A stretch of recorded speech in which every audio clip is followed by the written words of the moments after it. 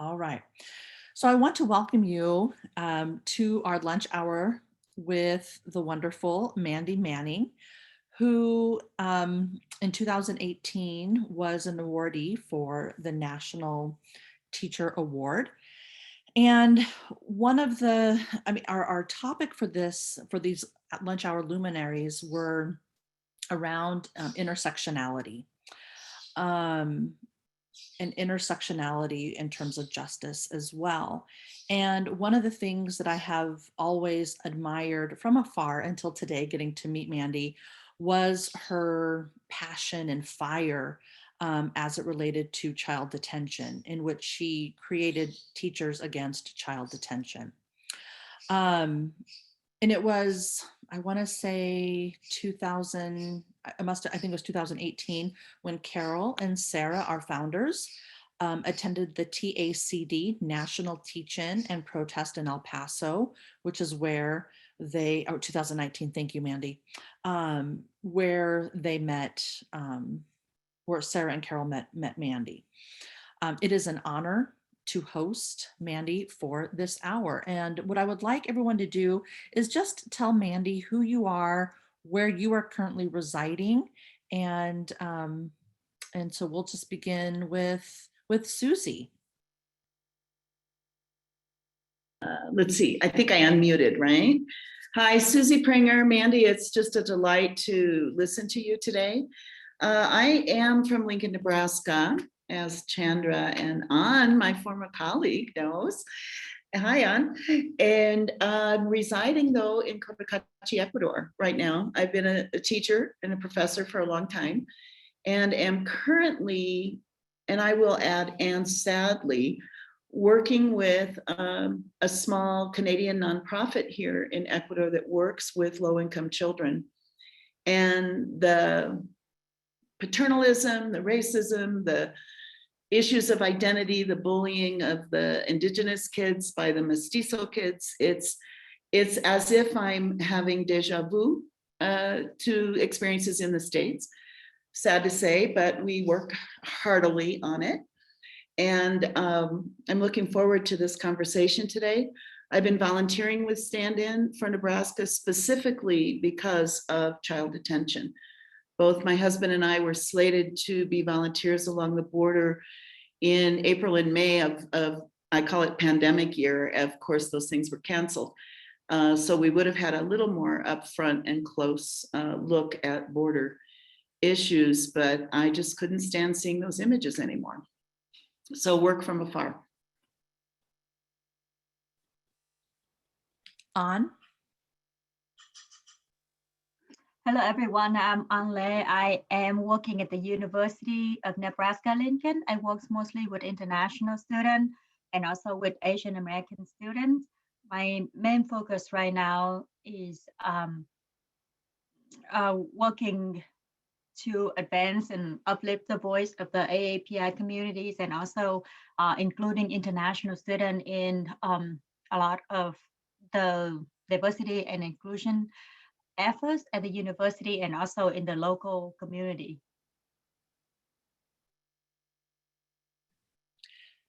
And the other person on the phone, I believe, needs to be muted, but whoever has the phone number 515, if you would like to unmute and introduce yourself, you're more than welcome to. And we'll give you 10 seconds. And if not, then Mandy, it's yours. Hi, everyone. It's Stephanie Bondi. Good to be here with you all. So I have been involved with Stand In for Nebraska, and I was originally drawn to it because of the focus on immigration justice and child detention. So it's great to be with you here today, Mandy, because of your shared interest in that. And I currently work at the university teaching about higher education, about college students and how universities operate. And I have a passion for making the university that has always been exclusive to have more spaces and more empowerment of minoritized people, more inclusion and leadership from minoritized populations. And so anyway, I'm glad to be here with you all today. All right. Thank you. And Mandy, I didn't even introduce myself. I'm Chandra Diaz, and I'm a former middle school math teacher, high school administrator, and now working at the college level, preparing middle school teachers. And so I am super excited to listen to you and to learn from you today. Well, I am really cool to be here and to be with you all. It's so interesting to, I just, I've maintained my friendship with Sarah throughout all of the, since the teach-in down in El Paso in 2019. It was on President's Day weekend is when we did that, kind of purposefully. And there were so many reasons that we chose that time of the year, but and it seems so long ago. And so, but I love to be talk to Sarah and to be involved in things that you all are doing with Stand In for Nebraska, because it makes me feel like the work continues, because it's interesting what happens when you start to be an advocate and do things. Like for me, I was able to do the things that I did because I had the platform of National Teacher of the Year. Now, since, they chose that was one of the reasons we did the February date, was because I knew that I was going to be the outgoing National Teacher of the Year, and that they would soon be selecting the 2019 National Teacher of the Year. And with anything in the public spotlight, like once you're out of it, you're out of it. And people don't really think about you anymore, which is a weird place to be in. So I'm glad that we're talking about intersectionality and intersectional justice today, because I think all of those things are connected, and in ways that people don't really think about consciously. And so just a little update on Teachers Against Child Detention. We have, in the past couple of months, taken the website down because we are revamping what it is we're doing, because as with any organization, so mine was a truly like a national endeavor. So we had people who were coming and doing the work to do the teach-in, like from all over the nation. So we had people calling into our little meetings from like multiple states. And so to maintain an activity like that, or an organization like that, is very difficult, especially with what is happening with immigration in the nation, and still continues to happen. I think that that's really important to also talk about, is that we, while we always have hopes that things will change when new administrations come in, it is very difficult to stop a moving train. And there is still child detention happening. And with the change in administration, that also increased the number of unaccompanied children that were coming to the border again, which happened under Obama as well. There was an influx of children coming in, and then it just ebbs and flows. And then with the Trump administration, the number of unaccompanied children decreased, but that was mostly because of the administration's perspective on immigration. So then, of course, new administration comes in, there's hope that things will change, and then you have more people coming. And without the infrastructure to change how they were doing things, it looks like things are kind of similar, if not even a little bit worse, because the numbers are so large. But then you have to go down to why are our borders closed the way that they are?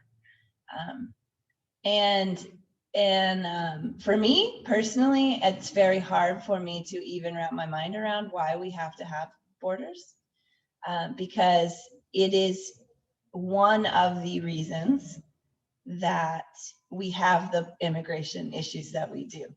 When we have borders that are closed, that creates more problems. So it's sort of like this self-fulfilling prophecy, right? You do something because you think that that's going to somehow protect whatever way of life you believe you have. And then what it does is it has ramifications that are felt worldwide. I haven't, so this is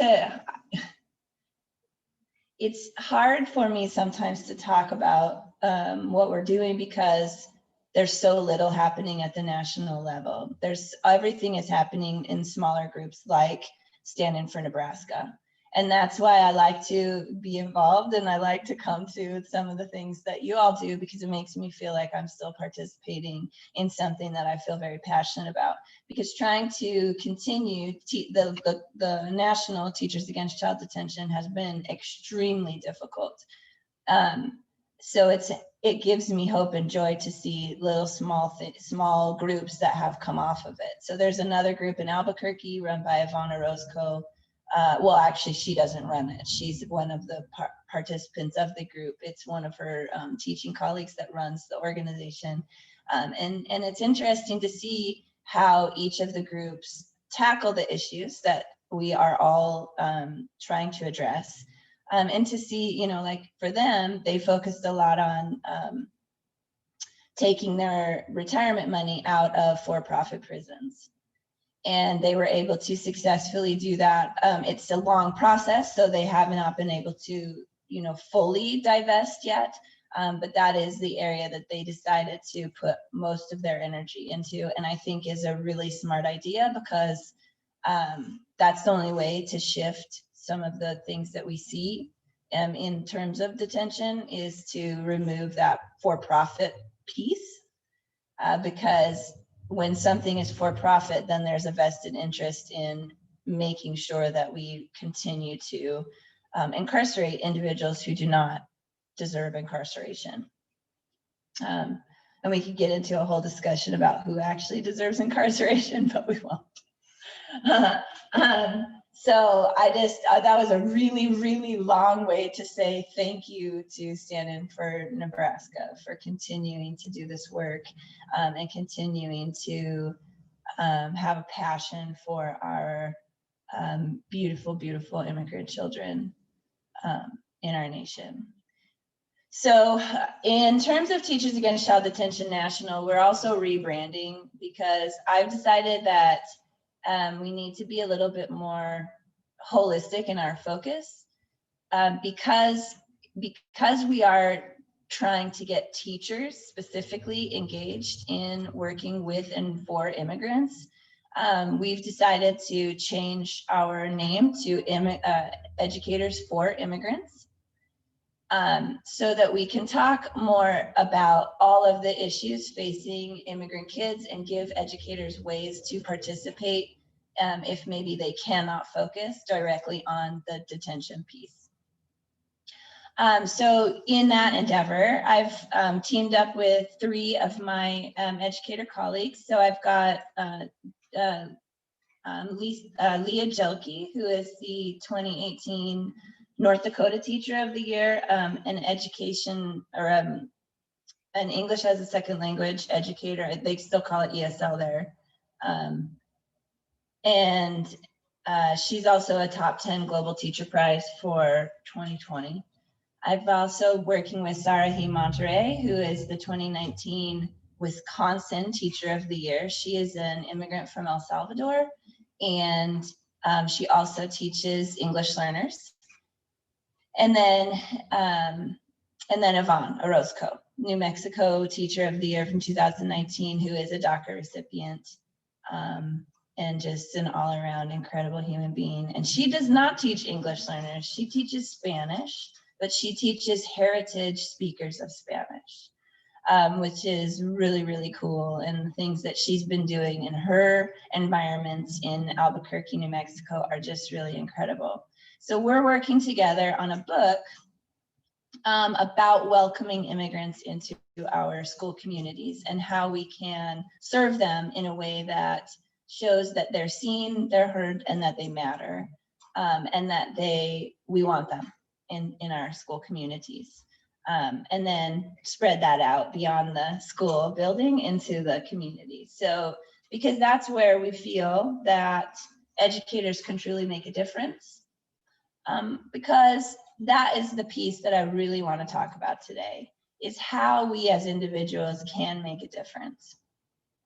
Because I think, especially for people like me with the experiences that I've had, when I was the National Teacher of the Year, I had this incredible platform. People wanted to hear from me. They cared what I had to say.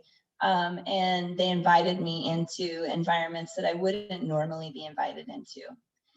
And so I was very intentional about how I utilized that platform. I wanted to make sure that I wasn't just doing the traditional role of a Teacher of the Year, where I was going to conferences and I was helping teachers to, I don't know, design lessons, things like that. That's because that's just not me anyway. But I also had a very specific purpose when I became the National Teacher of the Year, because I was teaching new immigrant and refugee kids. And I saw what was happening with the Trump administration and the Republican Party. I really wanted to make sure that my platform was used for and alongside my students. And so throughout the year, I would bring students with me when I would do speaking events as much as I could. I would center the voices of my students and their families. And then at the, culminated in this whole teach-in for freedom, which was the Teachers Against Child Detention. But the thing that happens is that as soon as that year is done, your platform is gone. And a lot of people don't understand that, but it becomes this like cognitive dissonance for people like me who this happens to, because you still, you no longer have a platform, but you still feel this pressure to continue to do the work. And you want to do, like I've always been an advocate, I've always done the work, but it becomes this different thing because you have this perception. It's not real. I just want to put it out there. But you have this perception that there's an expectation that you will be able to maintain that level of advocacy, even though you no longer have the platform that you had. And so my years since being the Teacher of the Year have been trying to figure out a balance of advocacy and recognizing that my voice doesn't really matter anymore, which I have to put that in a context, because my voice, of course, matters. Every single one of our voices matter. But it doesn't matter in the same way, as in there's not an entire national audience listening to me. And they weren't necessarily listening to me anyway, but it was like we were moving the needle, right? We were moving it a little bit. We were getting people more involved and things like that. But once that platform is gone, it's gone. And so what that has crystallized for me, and something that I had already really been thinking about, was the actual difference that we make. And what is our locus of control, right? What do we control? And so at the end of the day, of course, the one thing that we know, my cat's very naughty. The one thing, I don't even know what she did, but she knocked something down.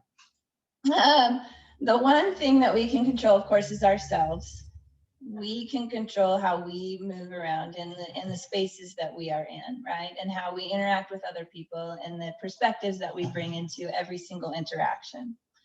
And then the other thing that we can not control but can influence is the things that are directly around us.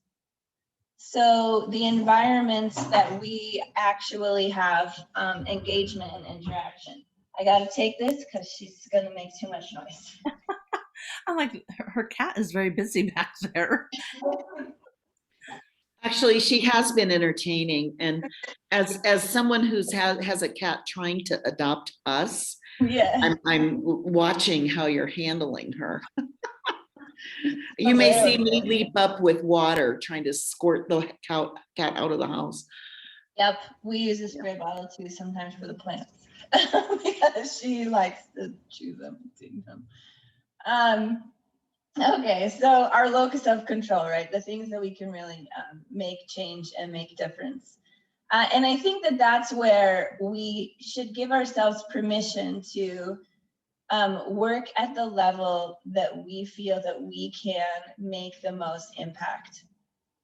And for me, that is my immediate environment. That's working within my state, it's working within my city, and then within the organization that I work, and then the organizations in which I am a participant. But it's also very hard because you feel like you should be making a larger difference. Which is why one of the reasons I come and I love to do things with Stand Up for Nebraska, because it makes me feel like I have had a little bit of an impact in that way. So all of this is to say that we're talking about intersectionality and intersectional justice. And I think these pieces all kind of impact that. Because the best way that we can advocate for change or influence change or push for change is to first work on ourselves and understand ourselves, and then slowly go outside and beyond that. And so I just kind of want to talk to you about what is your understanding of intersectionality in general. Just go ahead and tell me.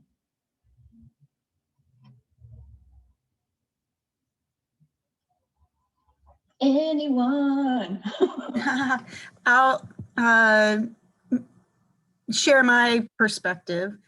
I think of intersectionality as how our different identities are in relationship with each other and in relationship to normalized dominant expectations and standards in society. Mm-hmm.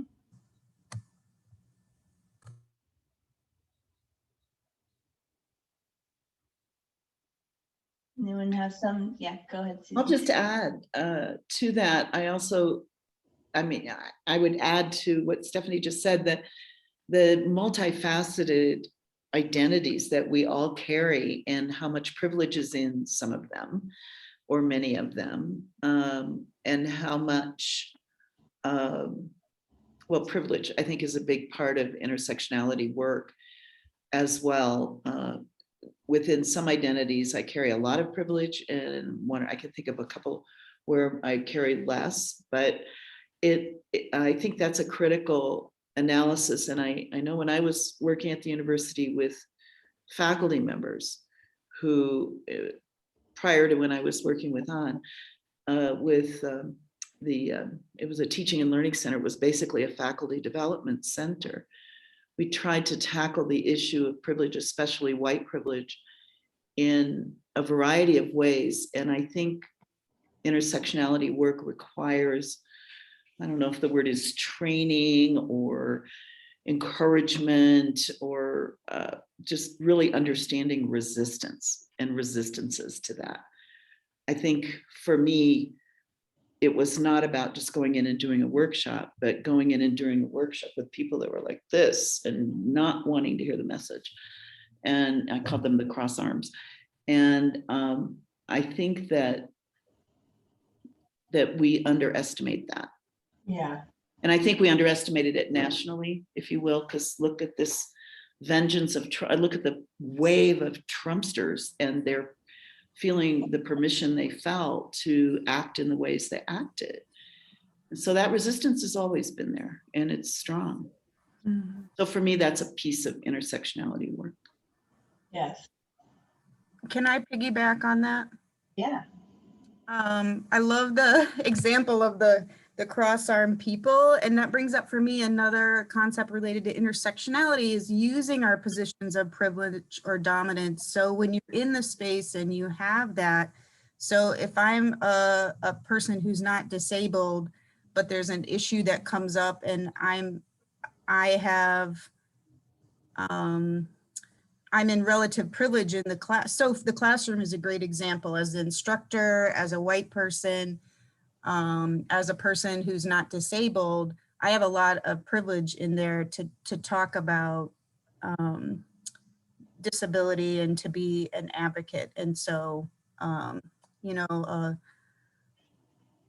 So recognizing kind of the context that you're in and when you are able to say things. And another situation, I know in faculty meetings often where there's a lot of white men and I identify as a woman, I don't feel like I have the same platform and have the same credibility that I have in other spaces. Maybe with all women, for example, might be a space. As a white woman, maybe I have more privilege and power in that kind of situation. Yeah. Anyone else want to add anything?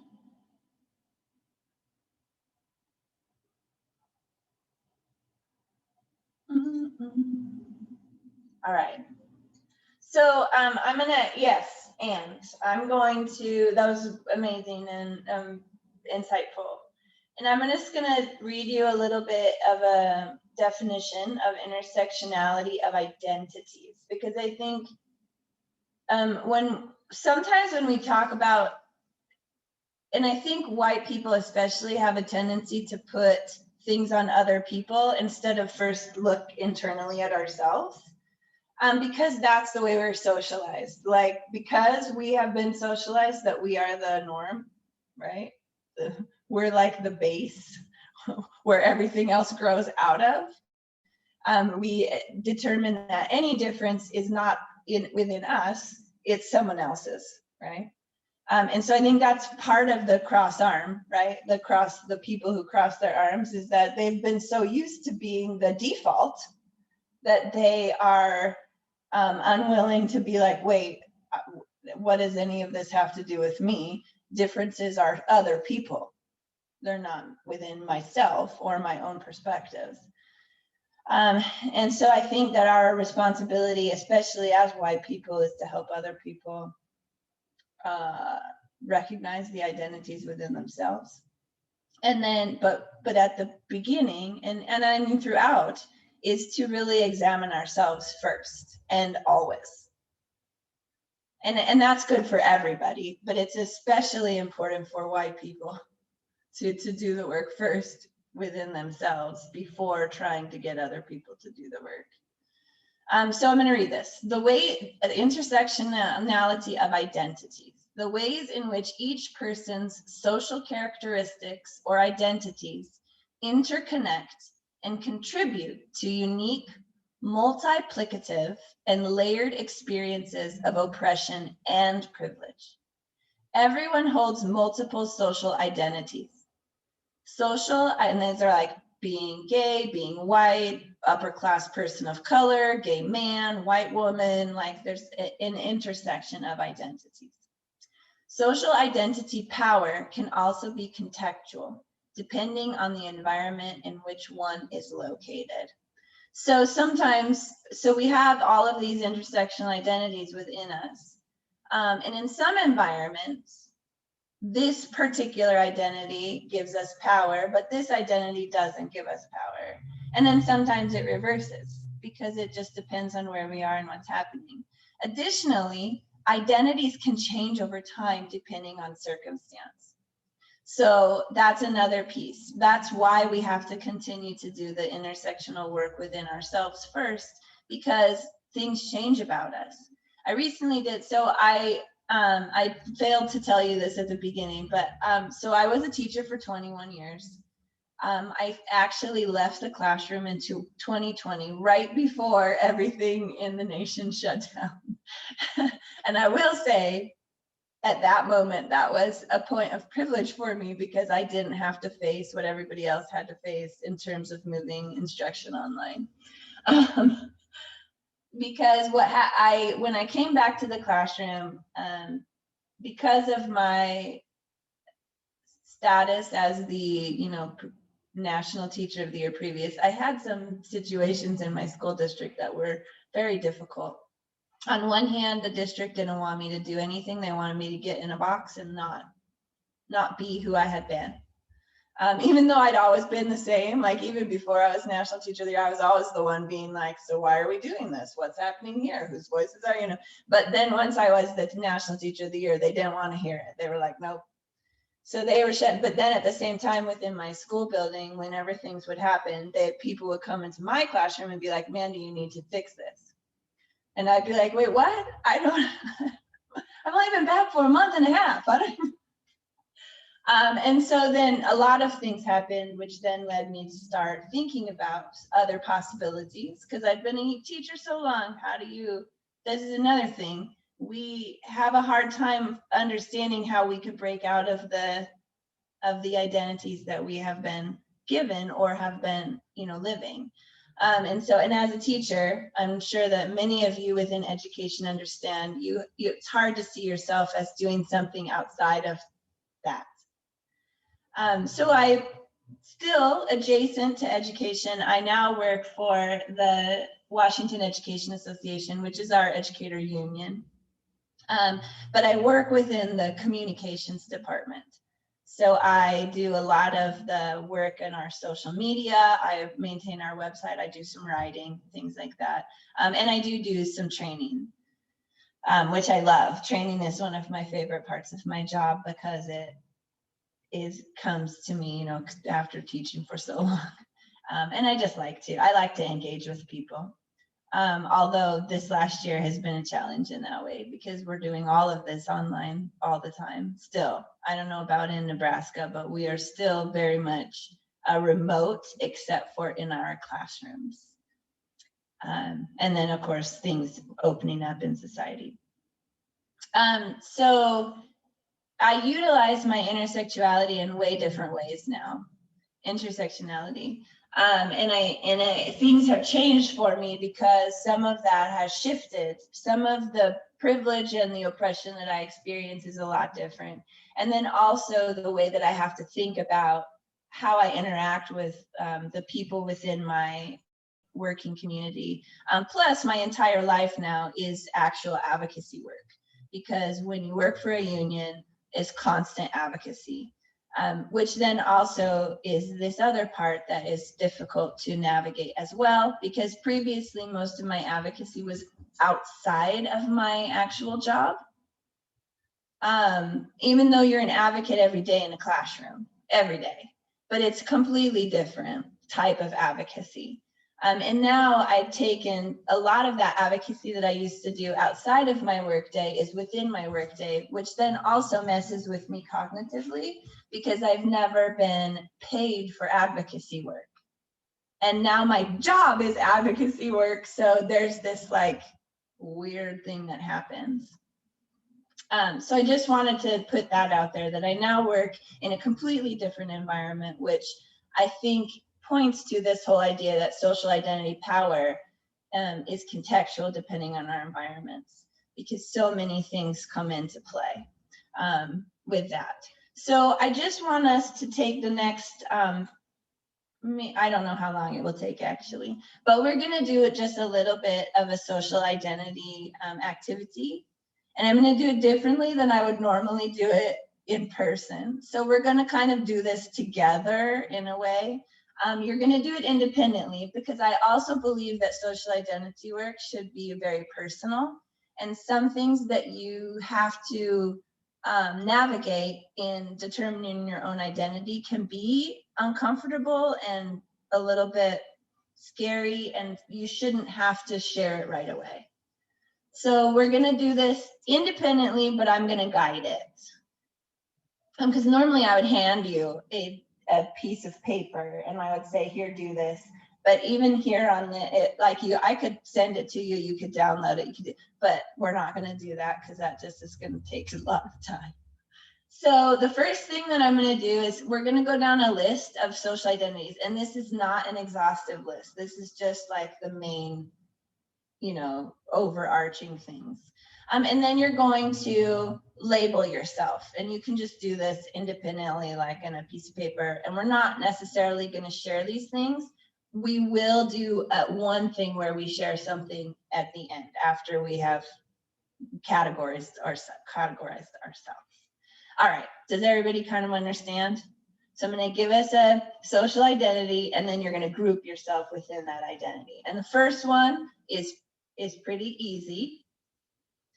So it's just gender, and not sex. So not your sex parts, your gender identity. Okay. So it would be woman, man, non-binary, whatever that's going to be for you. Okay, so your gender, whatever you identify as your gender, and you're just going to write it down.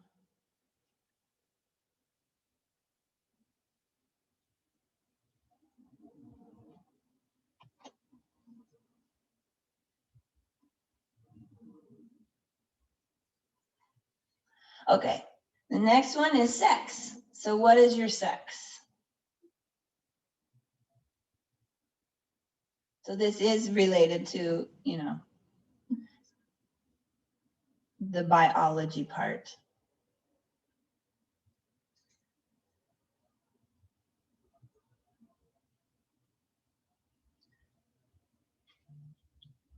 Okay, next one. And if I go too fast or too slow, please let me know. Your race. And I just want to say, because some people get confused between race and ethnicity. Race is visual.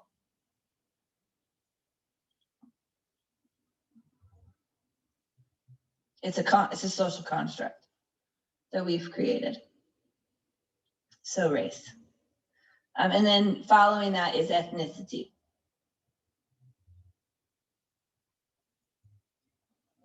So categorize your ethnicity.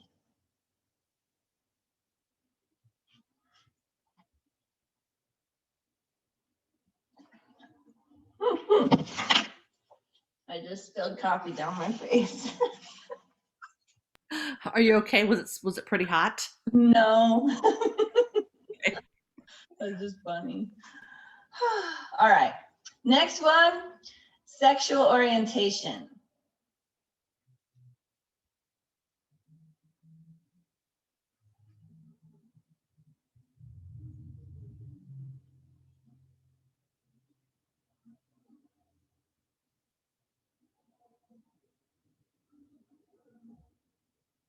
Okay, and the next one is religion / spirituality, because for many people, they're not the same thing. But I want you to think holistically, like if you ascribe to a religion or what your spirituality is.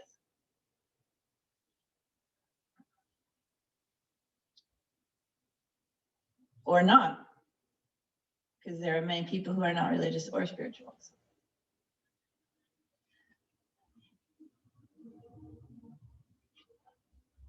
All right, next, social class.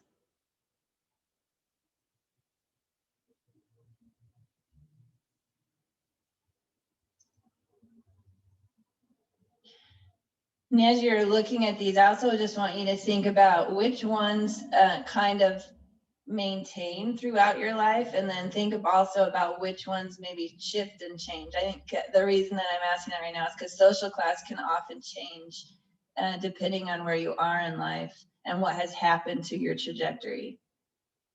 Like, for example, me, I grew up in a single parent household where my mom only made like $400 a month. I still don't know how we lived in a house. I have no idea. She was magical. So I think about, like, I went from essentially being in poverty to, although we had a house, to, well, for part of my life, then it was apartments, but to where I am now, where I own my own house independently, me, and I pay my bills and I have money left over. So, like, it's interesting how we can move and change. And then there's other people where it's the opposite, right? And some people stay.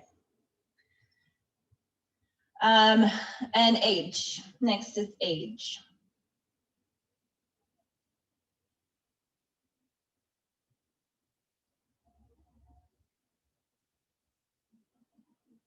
And ability. So this is whether you have, you know, additional ability, you know, whatever the like, you could say that you were, there's no normal. It's hard for me to discuss things because I've gone so far into this work that it's hard for me to even think about like where the middle line is, because the middle line doesn't exist. There is no average, there is no, and so, like, to discuss ability, like, I guess most people would fall within the average of, you know, like body and mind. But then some people have extra ability, like if they have like an extremely high IQ, or I don't know, IQ isn't even a thing, but you know, or a challenge, right? So it's that's ability is such an interesting one to me. Okay, and the next one is nation of origin and or citizenship.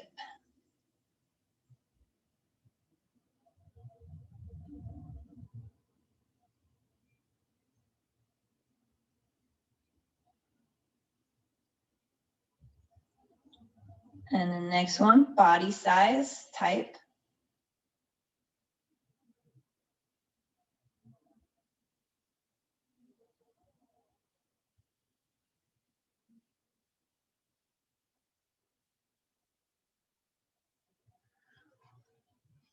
And then the last one that's on this list is tribal or indigenous affiliation. And then if you want to, you can also add something else. If you find that there's a social identity that you believe is very present in your current life, you can add that as well. There's a spot for others. So. And again, not an exhaustive list. We could probably add tons and tons of categories.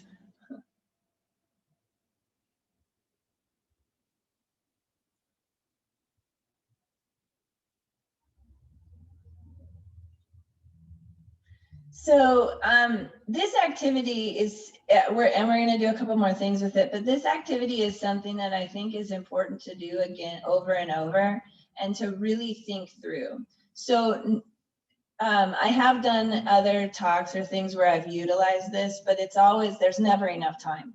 Because even as you're listening to me go through the list and I like, oh, you know, I think about this for this category and this for, because it's very heavy work to think about how each of these influences you and your interactions and your perceptions and just how you move into the world.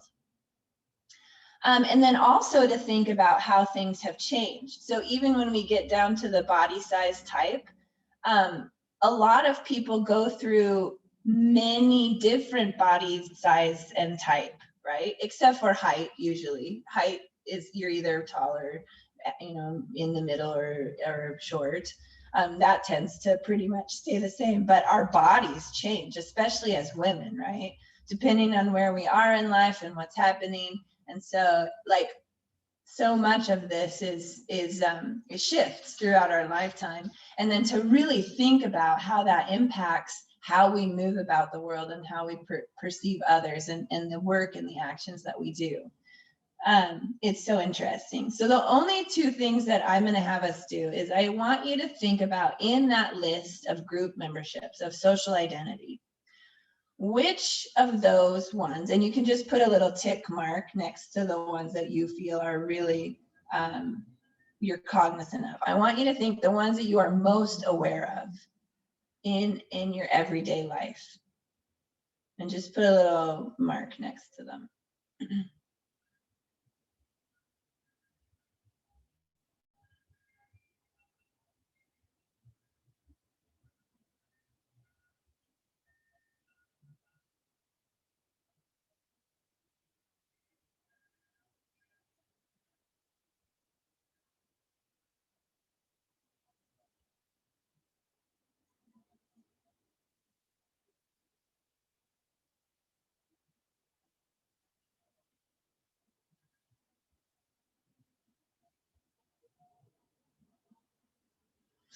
And then I want you to think about the ones, which ones do you never think about? Like they're just, it's just something that you,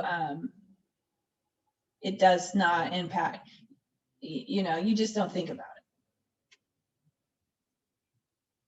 And I think, you know, for those of us who are sitting in here today doing this during our lunch hour, probably we're aware of most of them most of the time, because it's the space in which we work all the time. I mean, I don't know about you guys, but I think about this stuff all the time. So, but I did have a shift that I'm going to talk about in just a minute. So normally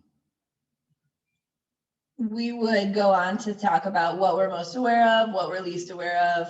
And then after that, you'd talk about what has the most effect on how others see you, has the strongest effect on how you see yourself, gives you power and privilege in society, or on the reverse, you know, oppresses you. What do you have the earliest memories of? And then influences your involvement in your professional field. So you'd like really address those. And I can send this, Chandra, to you so that you can send, and I'll send you the whole thing. Like there's a whole like 2 pages of discussion even before this. I'll send it and you all can have it and use it as you will. But what I really want you to think about today, because we don't have time to go into all of those, but I do recommend like doing this regularly and looking at this and thinking about how things have shifted and changed for you. But I want you to think about the things that you're most aware of and the things that you're least aware of. Why do you think that is? What makes something really present in your life?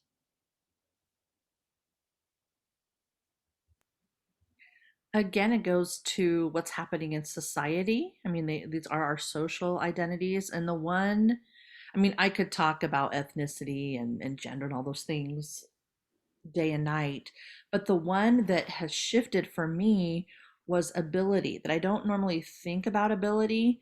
And sadly, my grandmother has now passed, but when she would stay with me, I would always be mindful of you know, the gradation of the street, like, you know, how terrible of this place to not be thinking about our elders, you know. And now I don't really think about it because she's not, you know, present with me. So that was one I wanted to offer.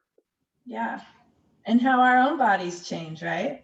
And how before, it's like when you turn a certain age and all of a sudden everything hurts and you're like, wait, and then it makes you think about that, right?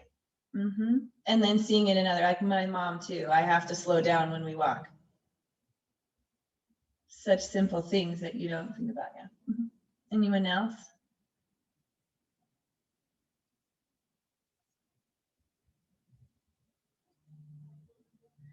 So the one that I wanted to talk about just for a second was ethnicity. Because I am German Norwegian. Like,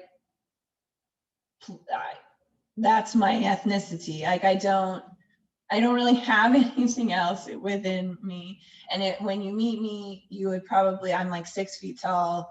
My hair it looks kind of dark, but it lightens up like and I have blue eyes and like very white skin. And so before a certain time in my life, I like literally never thought of that. Never. I never had to think about my ethnicity. I always knew it because my grandpa is like German as German can be. So I knew it, but I never thought about it. But over the last few years, I've become extremely cognizant of my ethnicity, but not because it's because it's a place of privilege for me. And I mean, you could talk about all of these things like gender. Obviously, if you are a woman in our society, gender is something that is present in your mind most of the time. It is for me anyway. Like I hate being shut down in meetings. I hate, like, there's so many things that make me so mad about gender and sex, like combined. And so like all of these things, but the one that has been so present for me recently is ethnicity. And part of that is because I read, and it has slowly been growing, but after this one thing that I did, I am overcome with so many emotions about being particularly German. I read Caste, and I don't know, like they asked me, like one of the things that y'all asked me to do was to give you some resources that you should look at. So this is one of the resources I'm going to give you, is the social identity profile. But the other thing is, if you have not read Caste, it is I think it should be required reading for any person well, really all people. But caste has made me have additional feelings about my ethnicity. So I have moved from understanding that my ethnicity brings me a great deal of privilege to actually feeling a lot of grief and shame around my ethnicity, something that I have absolutely zero control over. Like there's nothing that I can do to change my ethnicity. There's nothing, I was just born, this is my what path, like I was born. And so the reason that I'm telling you this is because, and there's so much more in that. If you read Caste, if you have read it, awesome. If you have not read it, please read it, because it makes you think about the entirety of the United States. It helps you to understand the history of the United States in a much more visceral and clear way. And it also helps with the language we use around race, racism, privilege, all of those things, because it gives us an additional vocabulary in terms of caste and how our society in the United States is structured. But it also gives us some history around what happened in Nazi Germany and how the United States influenced what happened in Nazi Germany, which is so counter to how we have learned about the Holocaust, because in our stories of the Holocaust, the United States is always part of the heroes. And when you really dig even deeper into the history of all of that, you realize that we are massively villains in most things in the entire world. And so make sure you're prepared when you're reading it. And if it is, because it is very difficult to read, I also recommend audiobook, because it makes it a little bit easier to absorb when you're not reading the words, because you want to throw the book 4,000,000 times. And this is coming from someone who has already done a lot of reading and under, it's powerful. It's extremely powerful. And so it's had me thinking a lot about my own ethnicity and having feelings that are very difficult for me to navigate. And I think that that's also why this work is so important, because we have to continuously look at ourselves in order to be able to interact in a world that is very difficult right now. And I think it's probably always been very difficult, but it's becoming increasingly difficult because we are facing,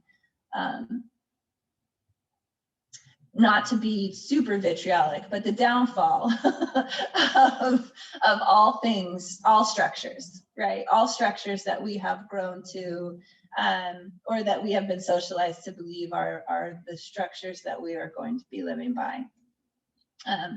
And so this is like, this is at the end of the day, this is what I want us all to think about as we move beyond this conversation, is that what is our locus of control? How much do we understand about ourselves, and how much of what we understand about ourselves impacts how we operate within the world, and what we are doing to ensure as individuals that the world can be a better place.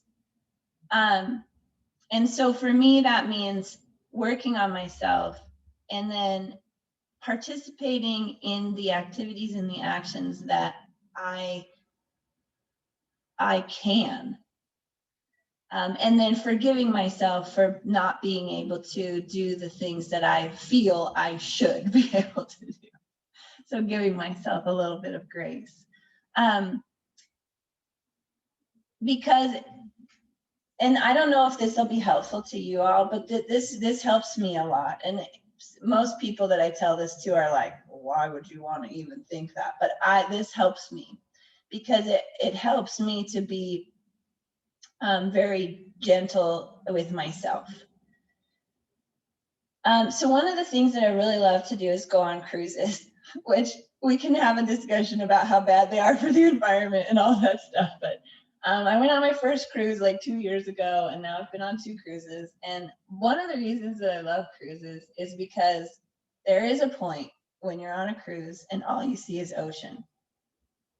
You're in a boat and all you see is ocean. You can't see any land. And it reminds me of my own insignificance. It reminds me that I am merely a speck within this great, great universe. And there's a freedom in understanding our own insignificance, because we can only control what we can control, and we can only influence what we can influence. And it's okay, because at the end of the day, I'm important to myself, I'm important to my family and my community, but that's it. And there's a freedom in that knowledge. And so I like to remind myself of my own insignificance on a daily basis. And then do this work to understand myself so that I can go out into the world and be open to every single person that I meet. Because we are all insignificant, it's important that we help each other understand that we are important, at least to each other. So I didn't talk a lot about intersectional justice, but this is where that comes from, right? And when I think about intersectional justice, I think about if we start with ourselves and we understand ourselves, then we can recognize that everybody has intersectional identities, and we can look at broader issues that are impacting our communities and our neighborhoods, and we can better understand why those things are happening and how we can impact those changes that need to happen. So I'm going to leave you with that. I don't know if I got to like, I don't know, at the end there, but anyway. No, thank you. I really appreciate that. Yolanda, I would like for you to introduce yourself as well. We introduced ourselves, we just said where, our names and where we currently live and kind of what brought you to this conversation. Okay, so I'm sorry I got on late today because I couldn't get on the site, and then just me and my long stories. But anyway, my name is Yolanda Nuncio, and I live in Grand Island, Nebraska, and I am a retired elementary school principal and ESL teacher. And I am, of course, I'm interested in education, and I am aware of your background, Mandy, and your history. So I was very excited to have this opportunity to listen to you. And then just the whole concept of intersectionality and the topic today just really, I'm sad that I wasn't able to get on and, to hear the whole thing, but I know it's being recorded, so I hope I'll be able to listen to the recording. So, and you mentioned the history of Germany and the war and everything. And I have been in El Salvador and talking and listening to the history down there of the role that the United States played there, as well as in Guatemala and Nicaragua and so many other countries in the world, just brought all that up again. And I think you're very right in that people don't understand and sometimes choose not to understand what the role of the United States has been in the world, and you think about manifest destiny and how we're taught that when we're little kids, and I could still say manifest destiny now as an older woman, and know that it was her, have been led to believe that it was all good, and so anyway, I'm very glad that I was able to be on here today. And again, I wish I could have been on sooner, but I will hear the recording, and thank you for taking this time to be with us. Yeah, of course. And I think that it's important to because I'm also reading these things about caste and the resistance that people often feel when they're thinking. That's why this social identity and understanding yourself is so important, because it lays the foundation for being able to accept that, well, maybe I don't understand everything that has happened. And I appreciate that, Yolanda, because me too, manifest destiny, right? We're conquerors in the United States. We're conquerors at all costs. Like, it doesn't matter what it costs anybody else. Yep. And we all believe too in the United States that somehow all of that has benefited us, even if it has not. And it's justified. It's justified. Yeah. Yeah. Thank you. Yeah. Well, I want to be respectful of time. I mean, we could sit here with Mandy for another hour and just have lots of conversations, because everybody in this room just has rich histories of your advocacy work and just you as human beings. So maybe we need to ask Mandy for round two at another time. But does anybody have one last comment or a question before we leave? I would say something. I haven't read Cast, but being from Vietnam and actually learning about the Vietnamese side of the story, I don't think I would feel too shocked or surprised. But I also, as a Buddhist, I also feel like this is karma. You know, there's actually a book from a Black Buddhist teacher that called The American Racial Karmas, and he talked about the history and why are we, and you said the downfall, because you do something, there's always karma. It could take a long time, but this is what it is. But also karma is changing all the time. So what we are doing is also transforming that bad karma into something for the generation to come. And also, you know, any ethnicity, when you learn about the world history, everybody is a bad guy.